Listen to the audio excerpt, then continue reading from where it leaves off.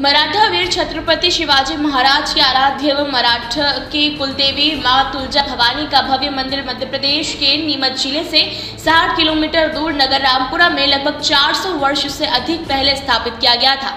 मां तुलजा भवानी की मूर्ति रामपुरा के प्राचीन महल के एक कमरे में स्थित है, जो उच्च आसन पर दिव्य तेज से दमकती मां देवी तुलजा भवानी की मूर्ति विराजमान है। जब हमारे संवाददाता अजय सिंह सिसोदिया ने वहां के पुजारी से इस मंदिर के बारे में बात की तो क्या कहा उन्होंने, सुनिए।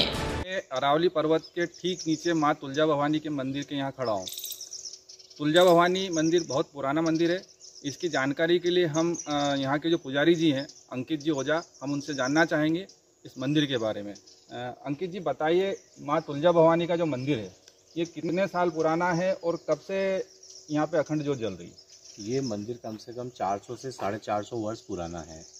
ये माँ तुलजा भवानी शिवाजी महाराज की आराध्य देवी और मराठा समाज की कुल देवी है। ये मंदिर में अखंड ज्योत जो जल रही है, 2 ज्योत तो हमारी नवरात्रि में, शारदीय और चैत्री दोनों नवरात्रि में 9 दिन के लिए जलती है, और एक और अखंड ज्योत जो जल रही है उसको कम से कम 15 से 17 साल हो चुके हैं। वो हमारे यहाँ एक टीआई साहब थे, पौंजी सिंगल साहब, उनने पुत्र की कामना के लिए माँ के आगे अर्जी लगाई थी। तो जब उस टाइम मेरे दादाजी पूजा अर्चना किया करते थे तो दादाजी के द्वारा ये अखंड ज्योत चालू की गई थी उनके पुत्र प्राप्ति के लिए, और 9 महीने बाद माँ के आशीर्वाद से उन्हें पुत्र प्राप्ति हुई। तब से ये ज्योत अखंड जली आ रही है। अंकित जी, यहाँ पे बहुत गंदगी दिख रही है, बहुत सारा यहाँ पे मतलब ये गाजर घास वगैरह जो उग रही है, तो आपके द्वारा इस मंदिर के यहाँ किसी से कुछ कहा गया या? सर, जब यहाँ तहसील और कोर्ट हुआ करती थी तो उस टाइम फिर भी यहाँ पे साफ़ सफाई हुआ करती थी, लेकिन जब से तहसील और कोर्ट गई है उसके बाद में यहाँ से नगर पंचायत के द्वारा किसी के द्वारा आकर के कोई साफ़ सफाई वगैरह नहीं करवाई जाती है।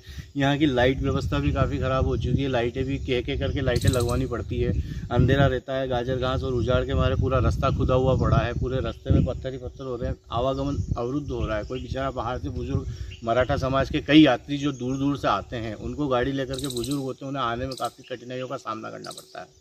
अच्छा, इस नवरात्रा में आप भक्तों को क्या कहना चाहेंगे? भक्तों को सिर्फ मेरा यही संदेश है कि पूरे तन मन से माँ की सेवा में, माँ के अर्पण करके माँ के आशीर्वाद लेना चाहिए, माँ की पूजा अर्चना करनी चाहिए। माँ के आशीर्वाद से सब कुछ संभव है।